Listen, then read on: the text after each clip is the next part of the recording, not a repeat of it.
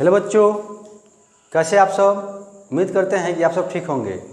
तो आज आपको 12th का चैप्टर स्टार्ट कर रहे हैं हम लोग और उसका सिलेबस बताएंगे कि कैसे क्या पढ़ना है, क्या नहीं करना है, कंपटीशन में क्या पूछेगा, बोर्ड में क्या पूछेगा। ये सब इंट्रोड्यूस करने के बाद आपको 12th का चैप्टर स्टार्ट किया जाएगा। तो सबसे पहले देखिए कि 100% जो आपका सिलेबस होता है IIT JEE का या नीट का, ठीक है, उसमें आपका 60% दोस्त 60% आपका 12 से रहेगा, ठीक है। 60% किस रहेगा दोस्तों? 12 से रहेगा। और इवन मोर देन दैट आपका 60% 12 से रहेगा या उससे अधिक रहेगा, ठीक है। और 11 से आपका 40% सिलेबस रहेगा, ठीक है। 11 से कितना रहेगा दोस्तों? आपका 40% सिलेबस रहेगा। यानी कंपटीशन का सिलेबस ये नहीं है कि आपका 11 से 50% और 12 से 50%, ऐसा नहीं है। रेशियो है 60 और 40 का रेशियो है, मतलब 60% 12 से और 40% 11 से। इवन मोर देन दैट आपका 12 से 60% से अधिक भी क्वेश्चन आ सकता है। यहाँ से समझ आया दोस्तों। लेकिन दोस्त फॉर बोर्ड एग्जाम के लिए, ठीक है, बोर्ड एग्जाम में आपका, ठीक है, 100% दोस्तों किससे आएगा? आपका 12 से आएगा। बोलिएगा सर 11 से एक दो क्वेश्चन रहेगा क्या? तो दोस्तों 11 से क्वेश्चन नहीं रहेगा। जितना भी क्वेश्चन रहेगा किससे रहेगा दोस्तों? आपका 12 से क्वेश्चन रहेगा। कोई दिक्कत? तो फटाफट इसको देखिए, ठीक है दोस्तों, आगे चलते हैं। अब देखिए 12th में कितना पढ़ना है, कैसे कैसे पढ़ाई करेंगे हम लोग, ठीक है। जैसे हम चैप्टर स्टार्ट करते हैं, क्या दोस्तों, चैप्टर स्टार्ट करते हैं तो हम बताते हैं कि कैसे कैसे पढ़ाएंगे कि आपको समझ में आएगा और स्टेप वाइज पढ़ाया जाएगा। मेरा ये अपना रूल है कि बच्चों को समझाया जाता है कैसे कैसे हम पढ़ाएंगे, आपको समझ में आना चाहिए। तो पहले सिलेबस देखिए। आपको 12th में 4 टॉपिक पढ़ना, ठीक है। 4 टॉपिक है दोस्तों, ठीक है। कितना दोस्तों है आपका? 4 टॉपिक है। पहला आपका इलेक्ट्रोस्टैटिक्स, क्या दोस्तों? इलेक्ट्रोस्टैटिक्स। 2 में आपका मैग्नेटिज्म, क्या दोस्तों? मैग्नेटिज्म। 3rd है आपका ऑप्टिक्स, क्या दोस्तों? आपका ऑप्टिक्स। 4th क्या दोस्तों? आपका 4th है आपका मॉडर्न फिजिक्स, क्या दोस्तों? Modern physics. 1 में आपका इलेक्ट्रोस्टैटिक्स, 2 में आपका मैग्नेटिज्म, 3rd में आपका ऑप्टिक्स और 4th में आपका मॉडर्न फिजिक्स, ठीक है। ये आपका 4 टॉपिक है। 4 टॉपिक है, लेकिन चैप्टर 4 नहीं है दोस्तों, ठीक है। इलेक्ट्रोस्टैटिक्स जब स्टार्ट करेंगे तो उसमें 4 चैप्टर आएंगे, ठीक है। आ जाएंगे electrostatics, Gauss law, capacitor, electricity, ठीक है। फिर हम स्टार्ट करेंगे मैग्नेटिज्म में फिर 4 चैप्टर आएंगे, ठीक है। Magnetic field and magnetic force, property of magnetic substance, electromagnetic induction, alternating current, ठीक है। फिर जब ऑप्टिक्स स्टार्ट करेंगे तो इसमें 2 चीज़ पढ़ना है। एक पढ़ना आपको रे ऑप्टिक्स, दूसरा पढ़ना आपको वे ऑप्टिक्स। फिर जब 3rd स्टार्ट करेंगे मॉडर्न फिजिक्स, इसमें 5 चैप्टर है। Photo electric effect, atomic structure, nuclei, semiconductor और कम्युनिकेशन सिस्टम, ठीक है दोस्तों। यानी कि देखिए हम लिखते हैं क्या क्या कितना कितना पढ़ना है। अब आपको समझाते हैं। टोटल चैप्टर का नाम लिखते हैं जो आपको समझ में आएगा। तो इसको मिटाते हैं, अब लिखना स्टार्ट करते हैं हम। देखिए 1 में आपका दोस्तों इलेक्ट्रोस्टैटिक्स, ठीक है। 2 में आपका गॉस लॉ। 3rd में आपका दोस्तों कैपेसिटर, क्या दोस्तों? कैपेसिटर। 4th में आपका इलेक्ट्रिसिटी, क्या दोस्तों? आपका इलेक्ट्रिसिटी। 5th में आपका है magnetic field and magnetic force. 6 में आपका properties of magnetic substance, properties of magnetic substance. 7th में आपका दोस्तों अल्टरनेटिंग करंट, क्या दोस्तों? Alternating current. 8th में आपका दोस्तों EMI, इलेक्ट्रोमैग्नेटिक इंडक्शन, क्या दोस्तों? Electromagnetic induction. 9th में आपका दोस्तों रे ऑप्टिक्स, क्या आपका? रे ऑप्टिक्स, ठीक है। फिर 10th में आपका वेव ऑप्टिक्स, क्या दोस्तों आपका वेव ऑप्टिक्स। 11th में आपका photo electric effect, photo electric effect. 12th में आपका एटॉमिक स्ट्रक्चर, क्या दोस्तों आपका एटॉमिक स्ट्रक्चर। 13 में आपका न्यूक्लियाई, क्या दोस्तों आपका न्यूक्लियाई। 14 में आपका सेमी कंडक्टर, क्या दोस्तों आपका सेमी कंडक्टर।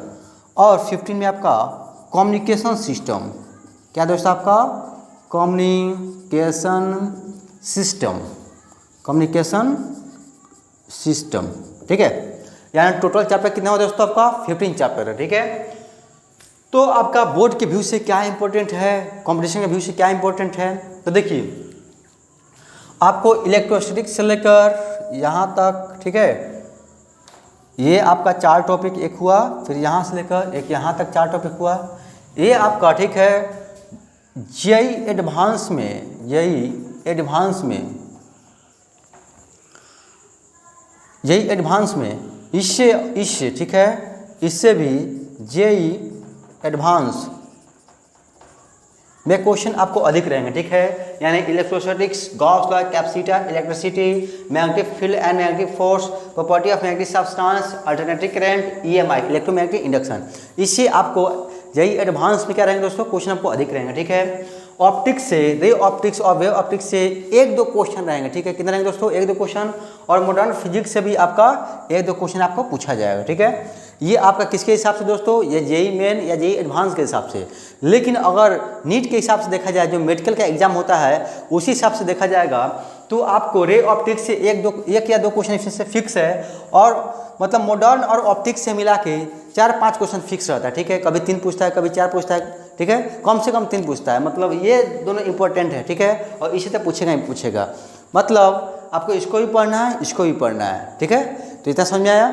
अब देखिए, अब बोर्ड के हिसाब से क्या है दोस्तों। ठीक है, तो बोर्ड के हिसाब से देखा जाए तो आपका इससे आपको ऑप्टिक्स जो है, ठीक है, ऑप्टिक्स से पूछेगा आपको 25%, मॉडर्न से पूछेगा दोस्तों आपका 25%। ठीक है, और इससे और इससे पूछेगा दोस्तों आपको 25%, यानी कि आप सोचिए अगर ऑप्टिक्स और मॉडर्न पढ़ लीजिएगा, ठीक है, तो आप बोर्ड में अच्छा नंबर ला सकते हैं। ठीक है, यानी 50% ये पूछता है बोर्ड में और 50% इससे पूछता है। ठीक है, ये आपका रेशियो है बोर्ड में पूछने का, यानी इससे बोर्ड में क्वेश्चन अधिक रहते हैं, थोड़ा इससे कम रहते हैं। लेकिन जेई एडवांस की बात किया जाए तो इससे आपका क्वेश्चन अधिक रहते हैं। ठीक है, जेई एडवांस में या जेई मेन में। यहाँ तक समझ में आया बाबू। ठीक है, इसको फटाफट लिख लीजिए, पॉज करके लिखिए। ओके बच्चों, आगे चलते हैं हम लोग।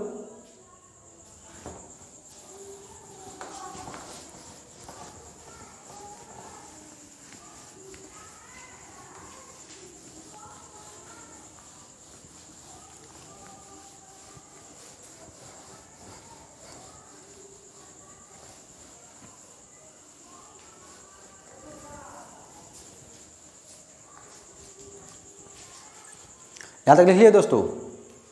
अब देखते हैं आगे,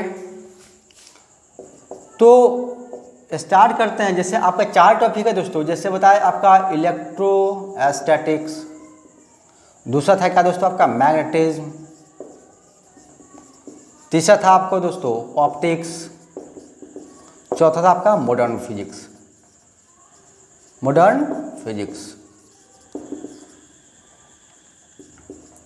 तो दोस्तों पहला चैप्टर कौन स्टार्ट किया जाएगा, इलेक्ट्रोस्टैटिक्स या मैग्नेटिज्म या ऑप्टिक्स या मॉडर्न। ठीक है, तो देखिए सबसे पहले तो आपको ये पढ़ेंगे हम लोग इलेक्ट्रोस्टैटिक्स, उसके बाद आपको पढ़ेंगे गॉस लॉ, फिर कैपेसिटर, फिर इलेक्ट्रिसिटी, फिर उसके बाद स्टार्ट करेंगे मैग्नेटिज्म में 4 चैप्टर पढ़ने के बाद फिर हम लोग पढ़ेंगे मॉडर्न फिजिक्स, उसका पढ़ेंगे ये। ठीक है, इसमें आपको इससे जैसे ये तीनों आपका क्या दोस्तों रिलेटेड है, एक से क्या दोस्तों आपका रिलेटेड है। जैसे इसमें पढ़ेंगे चार्ज के बारे में। ठीक है, चार्ज के बारे में पढ़ेंगे तो आपका चार्ज इसमें भी आएगा, इसमें भी आएगा, इसमें भी आएगा, इसमें उतना नहीं आएगा। ठीक है, यानी कि इसको डायरेक्ट पहले हम इसको पढ़ा देंगे तभी समझ में आएगा, और इसको लास्ट में पढ़ाएंगे तो समझ में आएगा। मतलब ये तीनों का इंटरलिंक है, लेकिन इसका इंटरलिंक उतना नहीं है। ठीक है, और इसमें है एक जैसे पढ़ाया जाएगा आपको वेव ऑप्टिक्स में, ठीक है, तो उसमें थोड़ा सा आपको आने वाला है, बाकी आपको ऑप्टिक्स जैसे रे ऑप्टिक्स में तो कुछ है नहीं, ठीक है, बहुत आसान है।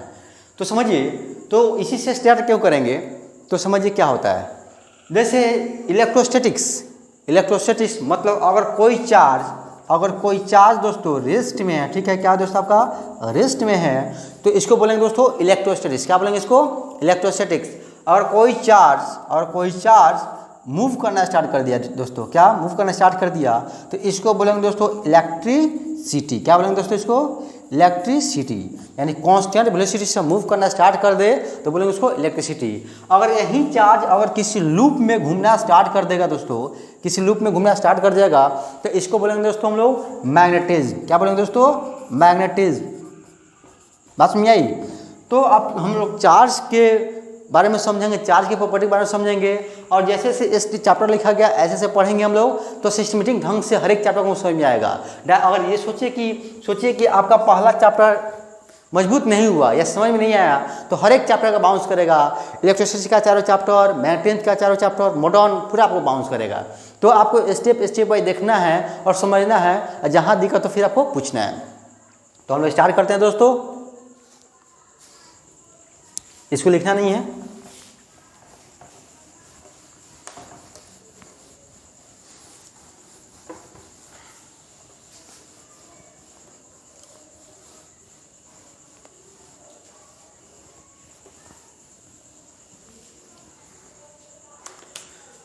देखिए इलेक्ट्रोस्टैटिक्स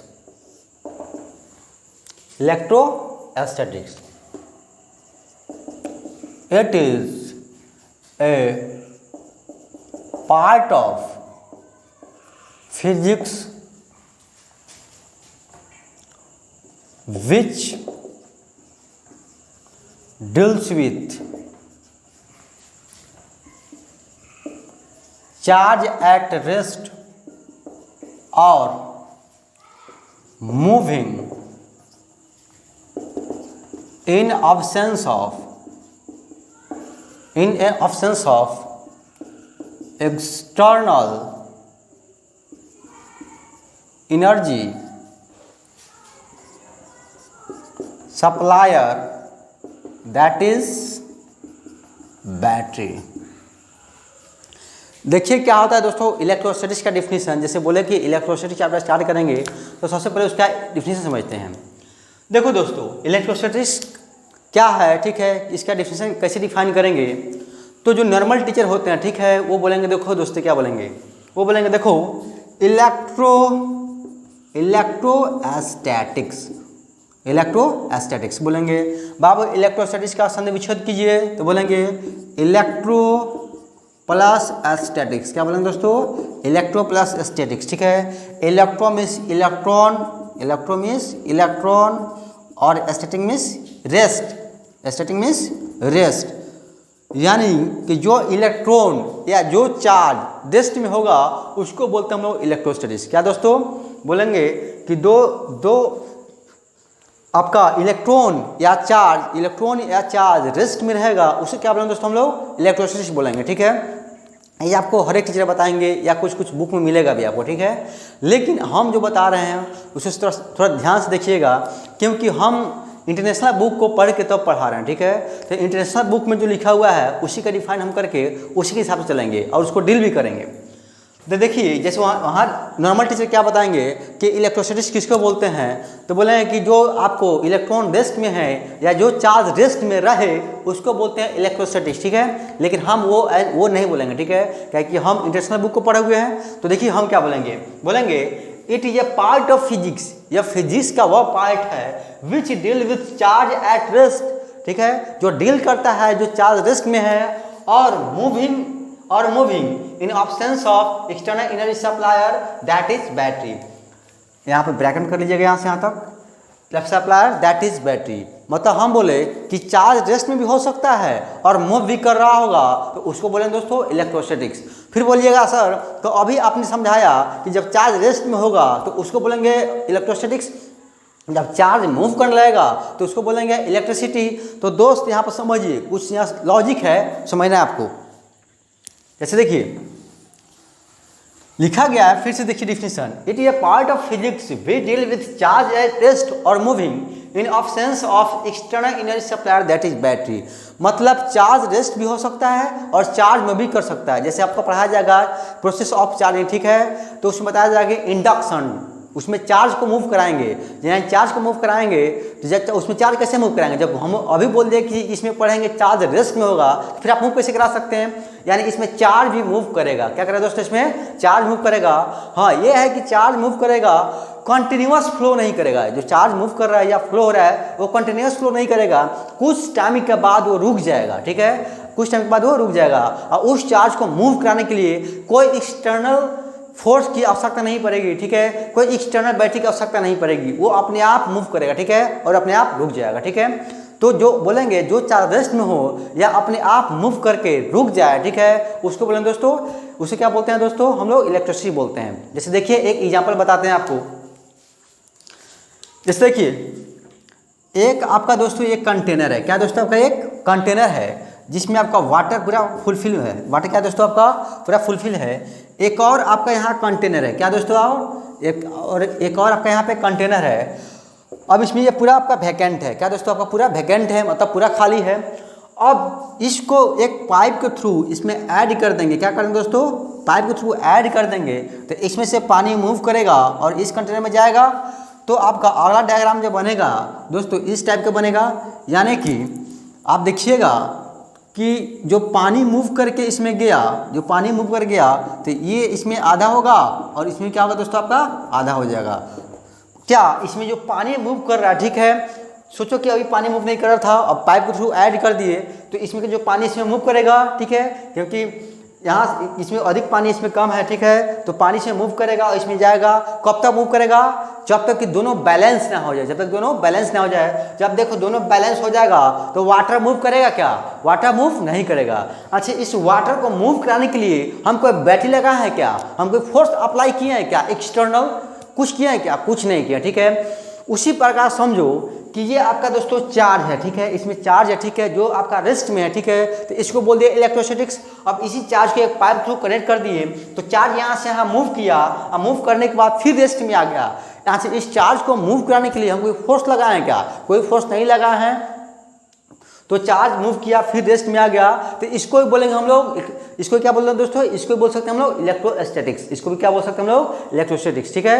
तो आज से कोई पूछेगा कि इलेक्ट्रोस्टैटिक्स का डेफिनेशन दीजिए तो क्या बोलेगा, it is a part of physics which deal with charge at rest or moving in absence of external energy supplier that is battery, ठीक है। बोलिएगा इलेक्ट्रोस्टैटिक्स फिजिक्स का वह ब्रांच है जिसमें हम लोग चार्ज के बारे में पढ़ते हैं जो रेस्ट में भी हो सकता है और मूव भी कर रहा होगा, in absence of external energy supplier that is battery, बिना एक्सटर्नल एनर्जी सप्लायर किए हुए, ठीक है, कोई दिक्कत। अब देखिए ये आपका हो गया, मतलब इसमें चार्ज पर रेस्ट में था, अपने आप मूव करके फिर रेस्ट में आ गया, ठीक है, तो इसको बोल सकते हैं इलेक्ट्रोस्टैटिक्स। आज से कोई पूछेगा कि इलेक्ट्रोसिटी का डेफिनेशन, तो ये मत बोलिएगा जो चार्ज रेस्ट में होगा उसी को हम लोग इलेक्ट्रोसिटी बोलेंगे, ऐसा आप मत बोलिएगा, ठीक है। और बच्चे बोलेंगे और टीचर भी बोलते हैं, लेकिन हम जो सिखाए हैं वो बोलिएगा चार्ज रेस्ट में भी हो सकते हैं और चार्ज मूव भी कर रहा होगा, उसको बोलेंगे इलेक्ट्रोस्टैटिक्स। फिर बोलेगा in absence of external energy supplier, ठीक है, दैट इज बैटरी, मतलब बाहरी से कोई फोर्स अप्लाई नहीं किया जाए उस चार्ज को मूव करने के लिए, और जो चार्ज मूव करेगा वो कंटिन्यूस मूव नहीं करेगा, एक टाइम के बाद वो फिर रेस्ट में आ जाएगा, ठीक है। क्या हो जाएगा दोस्तों, एक टाइम के बाद वो फिर रेस्ट में आ जाएगा, तो उसको बोलेंगे दोस्तों इलेक्ट्रोस्टैटिक्स, यानी चार्ज मूव भी कर सकता है, चार्ज रेस्ट में भी हो सकता है, ठीक है। और जो चार्ज मूव करेगा, कोई पूछा कंटिन्यूस मूव करेगा क्या, तो बोलिएगा नहीं, कंटिन्यूस मूव नहीं करेगा, चार्ज मूव करने के बाद फिर वो रुक जाएगा, ठीक है, कोई दिक्कत, ठीक है। आगे देखिए, अगला एग्जाम्पल देखिए,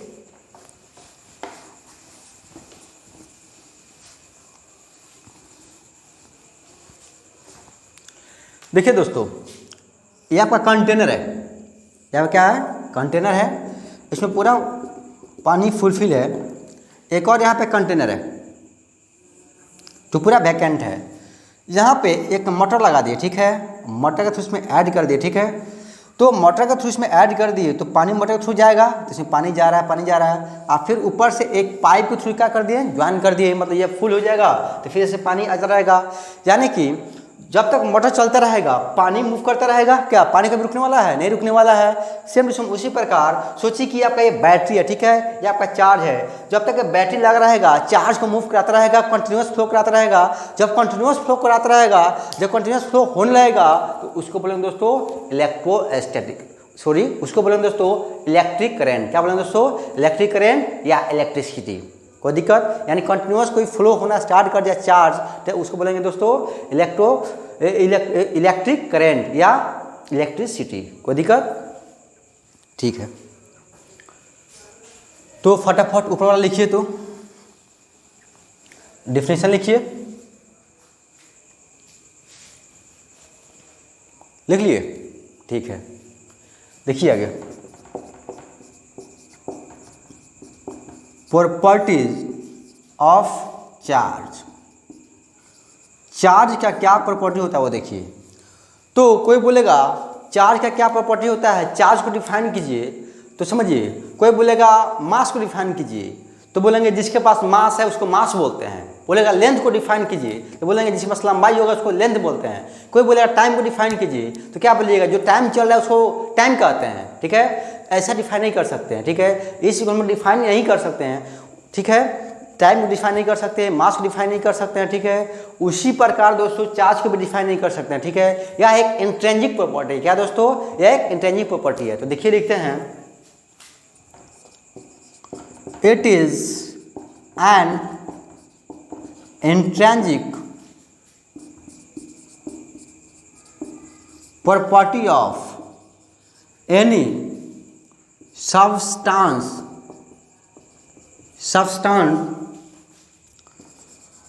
due to which it will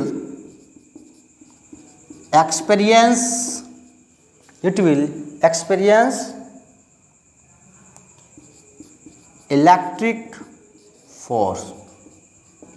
it will experience electric force. देखिए दोस्तों क्या लिखिए, it is an intensive property. ये क्या आपका एक इंटेंजिव प्रॉपर्टी है ऑफ एनी सब्सटेंस का, due to which it will experience electric force. जैसे समझिए कोई बॉडी है, ठीक है, कोई बॉडी है, उसे हम चार्ज देंगे। जब चार्ज देंगे, जैसे मेरा एक बॉडी है, ठीक है, मेरे ऊपर एक पॉजिटिव चार्ज दिया गया, दूसरा कोई बॉडी आएगा पॉजिटिव चार्ज, तो उसे क्या करेंगे दोस्तों? रिपेल करेंगे, ठीक है। नेगेटिव चार्ज आएगा तो क्या करेंगे दोस्तों? उसको अट्रैक्ट करेंगे।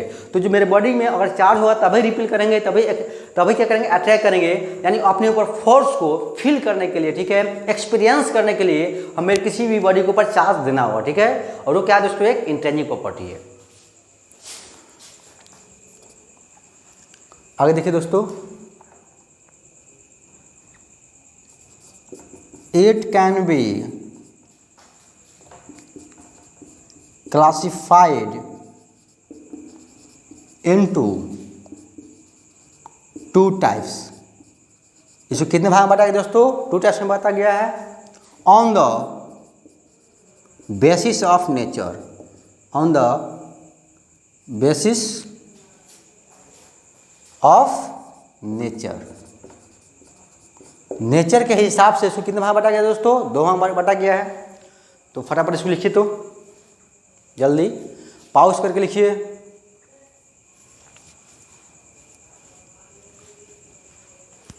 ओके बच्चों,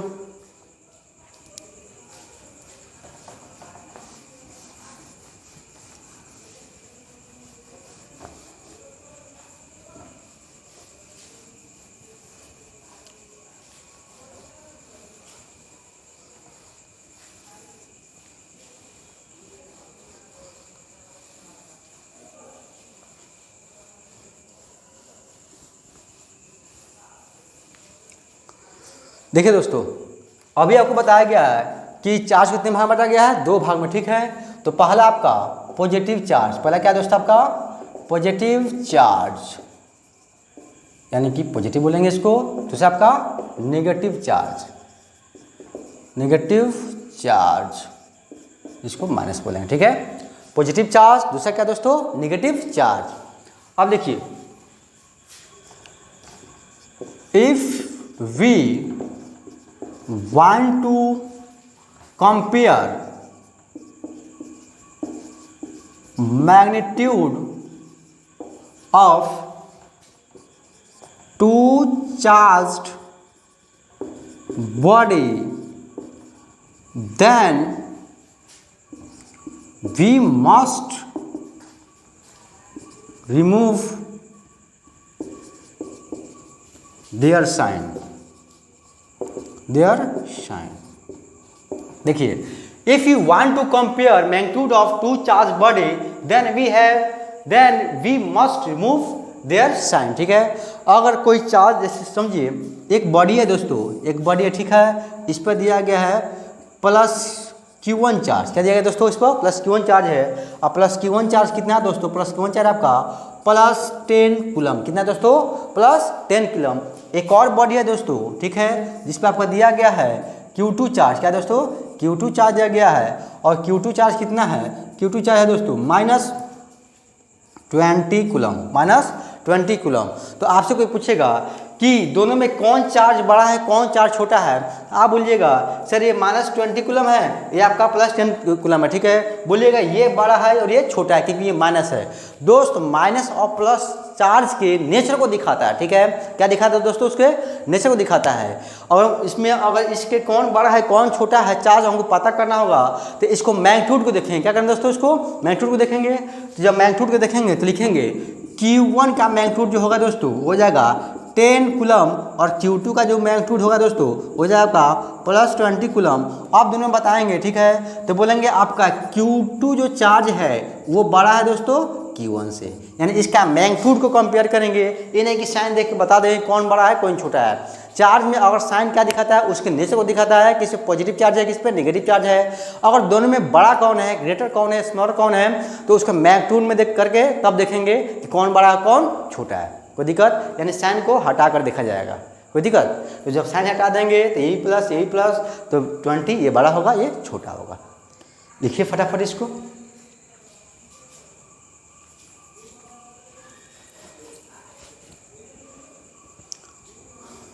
ओके बच्चों, आगे चलते हैं।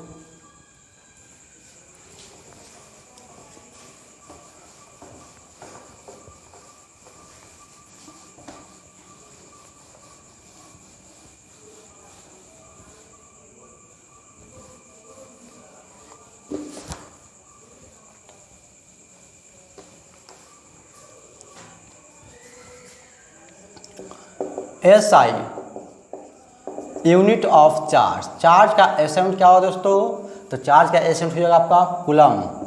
क्या हो दोस्तों, कूलम। कूलम को हम लोग C से यूनिट करते हैं। किससे यूनिट करते हैं दोस्तों, C। ठीक है, और ampere second, ampere into second. Ampere second कैसे आता है आपको इलेक्ट्रिसिटी में बताया जाएगा, तत्काल में इसको याद रखिए। चार्ज का एसआई यूनिट कूलम या ampere second. Dimension of charge. Charge का डायमेंशन क्या है दोस्तों, 80। क्या है दोस्तों आपका 80। चार्ज का डायमेंशन क्या हो दोस्तों 80। एक होता है दोस्तों माइक्रो कूलम। क्या दोस्तों, माइक्रो कूलम इक्वल टू, लिख सकते हैं 1 micro coulomb equal to 1 micro coulomb equal to 10 के पावर माइनस 6 कूलम। कितना दोस्तों, 10 के power minus 6 coulomb. 1 micro coulomb equal to 10 के पावर माइनस 6 कूलम होता है। ठीक है, यहाँ तक समझ में आया बाबू। तो आज आपका पहला क्लास था, तो आज इतना ही रहने देते हैं, और अगले क्लास में इसी को प्रोसीड करेंगे। जहाँ दिक्कत हो कॉल करके या व्हाट्सएप मैसेज करके आप पूछ सकते हैं। ठीक है, ओके बच्चों, इसको पॉज करके लिख लीजिए आप, फिर अगले लेक्चर में हम लोग मिलते हैं।